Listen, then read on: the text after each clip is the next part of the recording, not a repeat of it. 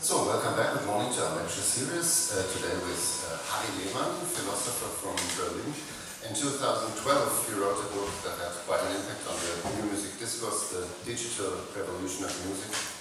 And this year, his latest book has been published. It's called Music and Reality, and this is also the title of his lecture for today. Welcome, Harry Rebhahn.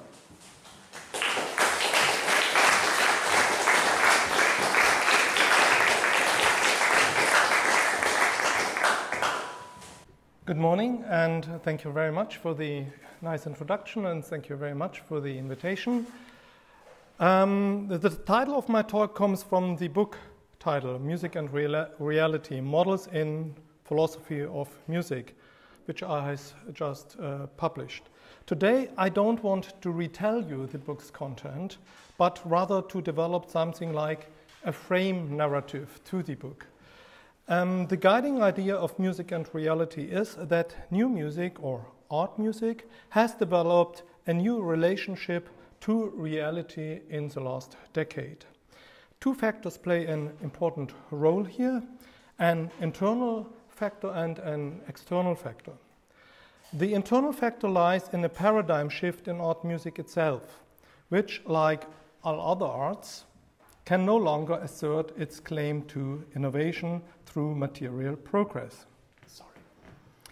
And is therefore undergoing a so-called Gehalt aesthetic turn. Gehalt is a German word for content, but it is a special content, namely a content generated by an interpretation. Newness in works of art music is less and less defined by new musical material, but by new Gehalt or content. The external factor that makes this Gehalt aesthetic turn possible is rooted in the digital revolution. And there was my first book about this. The computer is becoming an universal interface for composers, allowing them to compose not only with notes and sounds, but also with texts, with speech, with images, and with video. Accordingly, a new type of art music is now emerging, which I have called relational music, in contrast to the term absolute music.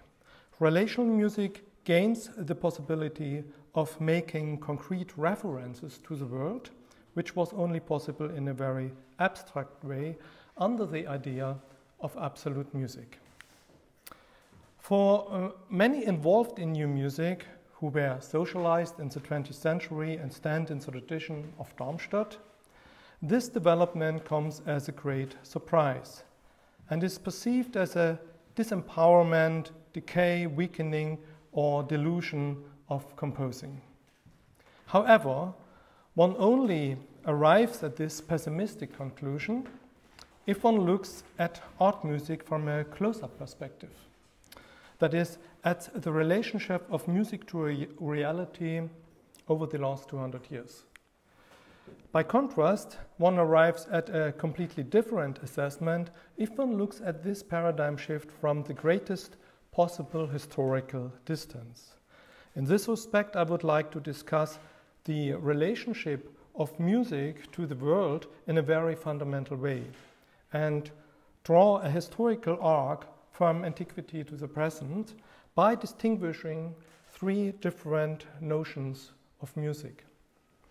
An ontological notion, a subjective notion, and a reflexive notion of music.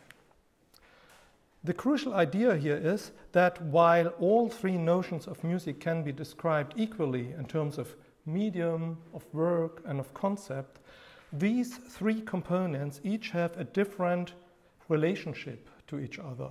As you can see from this diagram here, the three notions of music can be distinguished by the degree to which these components are fused together or separated from one another.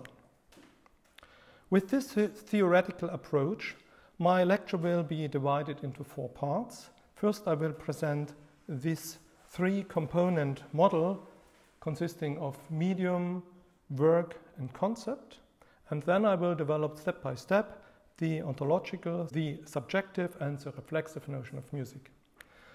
So let's start with the three-component model. Strictly speaking, it is a general model of art communication. In other words, every communication refers in one way or another, every art communication, to a word, to a medium, and to a concept. I borrowed this media theory from Niklas Luhmann's sociology. Luhmann understands a medium of art or music as a medium for the creation of forms. A medium is thus defined as a loose coupling of elements. The forms generated in this medium are understood as fixed couplings in these media of these media-specific elements. Let's take an example. Basic medium of music is already constituted by a prehistoric bone flute. Insofar such a flute defines a selection of tones as loosely coupled elements. The loose couplings are the intervals between the tones, which can be firmly coupled to different melodies. This media theoretical approach works across genres, so that one can determine not only the medium of music, but also the medium of the visual arts and of poetry.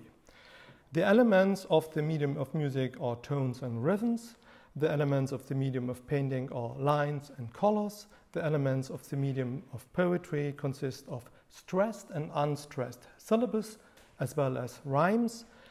And the elements of the medium of architecture literally exist of building elements, such as windows, doors, columns, roofs, and stairs.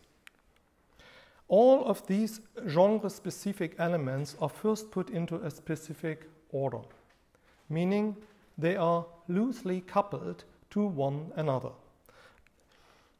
In painting, the image principle and the central perspective constitute a loose coupling of the medium of painting.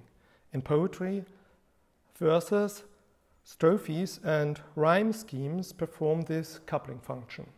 And in architecture, the idea of the facade determines a priori how the exterior of a building is designed. Following Luhmann, an artwork can be defined as a so-called form combination, although I would like to make an important addition to this notion of an artwork. Aesthetic forms possess both self-references and external references. For this reason, the combination of forms in an artwork is also capable of combining external references in a new way. And for this reason, can also articulate a worldview, or at least aspects of a worldview in an artwork. We will only speak of an artwork in this full sense of the word if it is a form combination that also creates contexts of meaning and does not simply nullify or deconstruct meaning. So we will work with this strict definition of an artwork, which is helpful for better understanding the nature of postmodernism, as you will see. The third essential component of art communication consists of concepts. Concepts are verbal specifications that can either define in advance the use of the medium or limit the scope of interpretations in respect to an artwork. With the help of this three-component model, we will first reconstruct the ontological understanding of music that extends from antiquity through the Middle Ages to the Renaissance. And in antiquity, music is understood as a trait of being itself, whereby mathematics serves here as a link between world and music. However, this ontological notion of music ultimately owes its existence to an analogy. In the 6th century BC, Pythagoras and his students found out through experiments how the intervals of scales can be described with the help of whole number proportions. He may have been comparing the lengths of flutes at that time, as shown here in the medieval drawing. If you shorten a stretched string or a flute by half, that is in a ratio of 2 to 1, you get an octave equivalence. Since then, the octave has been considered as the epitome of harmony. Corresponding numerical ratios were then also discovered for the fourth and for the fifth. Scales and musical instruments already existed in prehistoric times, but the Pythagoreans' merit was that they developed for the first time an explanation of why music is based on a particular selection of tones from the infinite abundance of sounds. And the answer was that the tones of a scale are based on natural numbers. And insofar, from ancient times to the Renaissance, music has been understood as sounding mathematics. Although Greek astronomy lacked the research instruments to investigate the celestial bodies empirically and to describe them mathematically, the philosophers were convinced that the planets and the stars must move according to mathematical laws.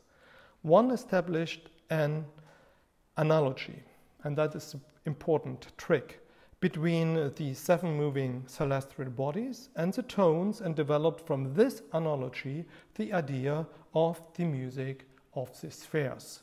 By musicalizing the cosmos, one had developed an argument that the world was musically composed. The idea of the music of the spheres closed, in other words, an explanatory gap in the ancient world. In our model, word, medium, and concept are shown bracketed, which means that it is a back projection of these terms onto a musical culture in which these components were only rudimentarily developed. The ontological notion of music describes a static music culture in which there are no composers and no new works, but only traditional melodies are sung and accompanied by a small selection of instruments. In this respect, there is no differentiation of medium and work, and there are definitely no independent musical concepts that prescribe a particular reception of music, except that the structure of the music represents the structure of the world. The ontological notion of music remained authoritative even during the Renaissance. Giuseppe Cellino writes about 1558 that music is a science that studies numbers and proportions, especially since from the origin of the world, all things that God created were ordered by him according to number. The number was even the essential pattern in the mind of the Creator. Therefore, all things must be contained in the number and governed by the number. Even in the 17th century, the ontological notion of music remains present, as this engraving from 1626 shows. Depicted here is the legend of Pythagoras in the forge. On the left side, you see Pythagoras with an angle measure, and on the right, 3 blacksmiths with hammers. 2 developments undermine this ontological notion of music. First, the geocentric worldview was questioned and replaced by a heliocentric worldview. Thus, music could no longer be conceived as the music of the spheres or as the music of the universe, that is, as musica mundana. And secondly, the ontological notion of music was also challenged by the evolution of music from within. Baroque music acquired an internal complexity that could no longer be explained by simple proportions of natural numbers. Instead of the ontological notion of music, a humanistic worldview developed in which the world to which music referred became the emotional world of the human being with its effects. Moreover, Baroque music of the 17th century had undergone a remarkable evolution that made it technically capable of evoking strong feelings in the listener. This media evolution of music can be reconstructed with the help of a theory of media nesting.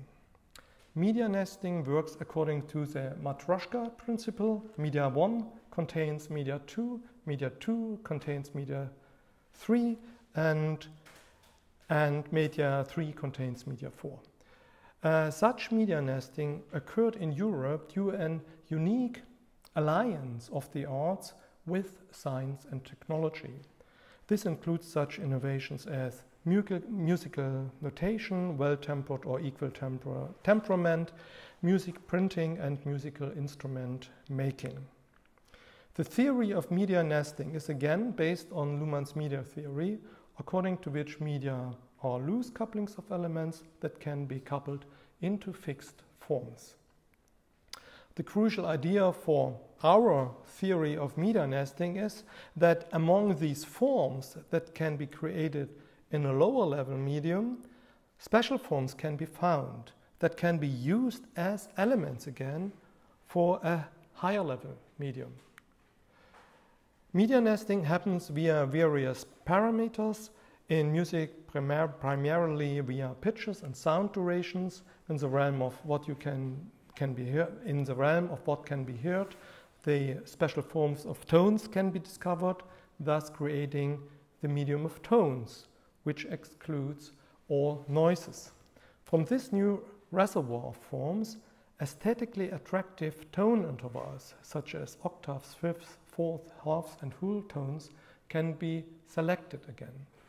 And this creates a higher level medium of scales in which melodies can be formed as new forms. In the medium of scales, several voices can be sung simultaneously if they are, once again, selected by a special coupling, such as counterpoint. Thus, polyphony emerged as a new higher level medium of composition, which was made possible by the invention of musical notation. Compositions for 3 or 4 voices can only be produced and performed in the medium of notation and not by human memory, like in an oral music culture. When composing in the medium of polyphony, one can also observe the effects of chords and discover the aesthetic power of chord progression, which eventually led to the formation of the tonal system. Again, this is a higher level medium of music that emerged from media nesting.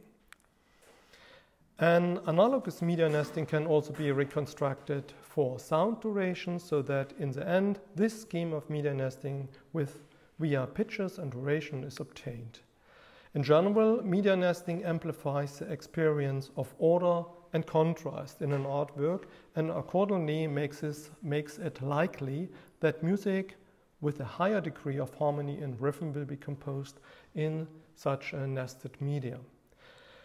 Assuming that beauty is an intrinsic perceptual value based on an increased perception of order and contrast, the evolutionary process of media nesting has increased the potential experience of beauty in a musical artwork.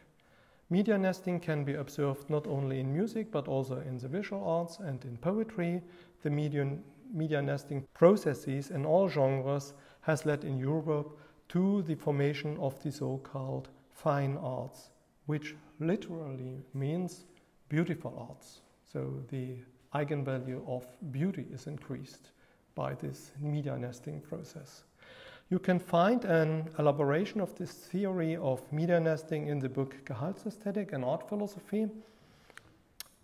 But on the one side, the theory of media nesting should make clear the extent to which a distinctive medium of music was formed in Baroque period. On the other hand, the theory should show that this medium of music was more complex and more potent in evoking an aesthetic experience of beauty. An essential prerequisite for the emergence of instrumental music was this kind of media nesting, because one needs many creative possibilities to structure musical time without all references to vocals, to dance, to theater, and to text. At that time, medium, work, and concept are separated categories, as you see here in the diagram, We have a distinctive medium of music in which one can compose a variety of different musical works, and we have a Baroque concept which defines the medium of music as a medium for expression of human feelings. Music finds a new reference to reality, and this lies in the subjects themselves. In Vivaldi's violin concerto L'Astro Armonico from 1711, the violin expresses sighs, raptures, and laments like the soprano of a Baroque opera. This great interest in the imitation of human feelings in the medium of music has deeper socio-structural reasons. Instead of the hierarchically differentiated society of the Middle Ages, autonomous spheres of science, law, economy, and art began to functionally differentiate themselves, creating great freedom for the individual in thinking as well as in feeling. Baroque music fulfilled an important function in the discovery of the subject by evoking its emotional world and making these feelings publicly accessible. The public display and experience of human affects turned the emotional world into a social reality, thus fundamentally changing the worldview in this period. Wilhelm Heinze wrote in this spirit around 1800, the composer depicts little of the outside world at all, mainly the feelings in the human being, their tenderness and quiet waving, strength and fire, sweetness and bitterness, lassitude and moodiness. However, Heinze is also critical of the musical development at the time when the compositional style of Viennese classical music began to emerge. The ease with which instruments can produce tones of any content, piano runs and harmony and disharmony, has had a great influence on vocal music and has spoiled it more than it has improved it.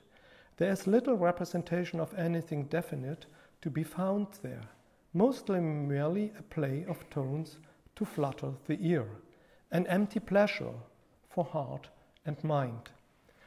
The reason why there is no longer a representation of anything definite to which certain feelings can be attached lies in the motivic thematic mode of composition of classical romantic music. Here too we are dealing with a further media nesting. Unlike in the Baroque period, one composes with a new kind of higher level musical units, namely with those very motives. This music can still trigger emotions and triggers emotions, but these can no longer be clearly tracked back to a human affect as in the Baroque time. With this, the reference to the world becomes questionable for the first time in art music. Music reference can only be described abstractly as a quotation feeling of the infinite, as E.T.H. Hoffmann formulated a little bit later. In 1854, Eduard Hanslick drew the logical conclusion from this that art music is an autonomous aesthetic entity and has no relations to the extra musical world, since such relations can be established neither through feelings nor through thoughts. In this way, he writes, if one now asks what is to be expressed with the sound material, the answer is musical ideas. But a musical idea completely brought to appearance is already independent beauty, is an end in itself, and by no means a tool or material for representing feelings or thoughts. Sounding moving forms are solely the content and object of music. This extremely subjectivized notion of music is ultimately also reflected in the institutions of the concert hall and in the reception attitude of its audience. In the Baroque era, people gathered in a room to experience music as a community. Classical music, by contrast, is performed in a concert hall that is darkened during the performance. The audience is transformed into a community of autonomous subjects who are no longer aware of their fellow human beings around them. Each individual is listening inwardly to what emotions and fantasies the music triggers in him or her. What is no longer heard in this concert hall is a commonly perceived world, and in this sense, pure instrumental music also loses its references to the world in the 19th century. There were many attempts to compensate this loss of world in art music. These attempts include the intellectual mediation of instrumental music through music criticism, by the formation of program music, and of course Richard Wagner's idea of the Gesamtkunstwerk. But ultimately, the idea of absolute music remains the guiding idea of new music throughout the 20th century, which evolved within the classical music institutions. And this brings me to my last step, the reflexive notion of music. Here you see a theoretical model of aesthetic modernity.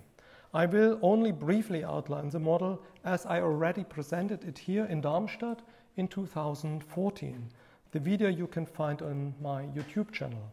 Furthermore, you can get an English translation of the original text under the title Avant-garde Today on my website. Above all, my real goal in this lecture is not to elaborate on this model, but to extend this model to pre-modern music.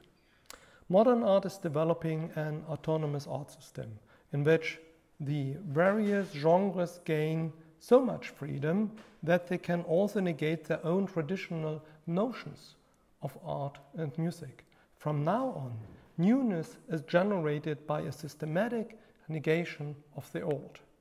The step in the so-called classical modernity can then be reconstructed in a way that the traditional medium of art or music are negated. And that means it is a reaction to the whole idea that art has to be beautiful.